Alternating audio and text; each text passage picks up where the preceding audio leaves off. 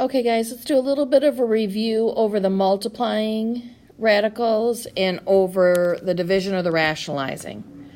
So in the first one, if I have square root of 7 and square root of 21, my first step has to be to rewrite them in the same radical.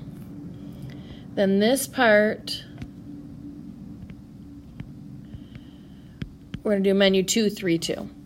So if I do menu 2, 3, I end up with 3 and 2 7s.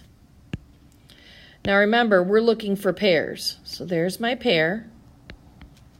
So 7 goes in the front and 3 ends up without a pair. So it stays underneath. And that's my final answer. In the second one, I have 10 square root of 3 times negative 2 square root of 33. So remember, we're going to sort them first by pulling the coefficients. So 10 and negative 2 are going to go in the first bunch. And then 3 and 33 are going to go underneath the radical.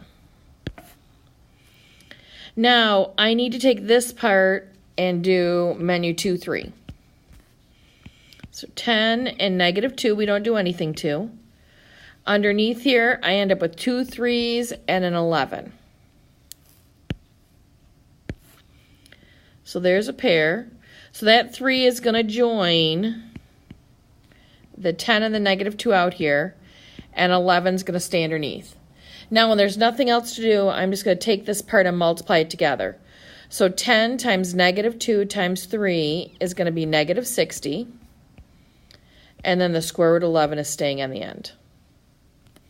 Okay, now I want to show you a couple with rationalizing. Remember, with rationalizing, we can't leave a square root in the bottom. But I wanted to give you one that you could kind of see on this one. On A, it's a little different.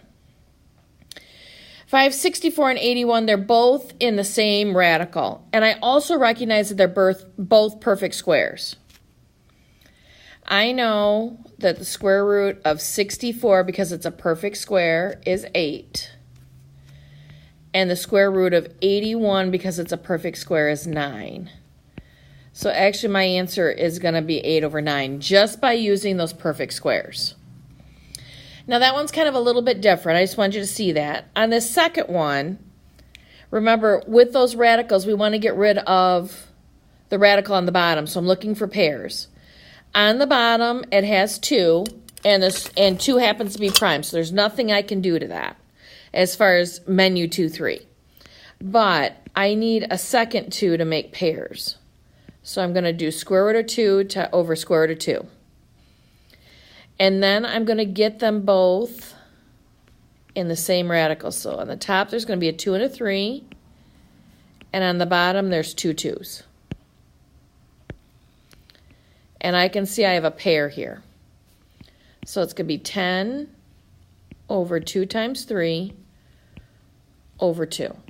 Now, this part right here I can't do anything with, so I know it's going to just multiply together, give me square root of 6. I do have a piece here that I need to look at. 10 divided by 2 is going to be 5. So actually what I can do is get rid of the bar, and it's just going to be 5 square root of 6. Okay.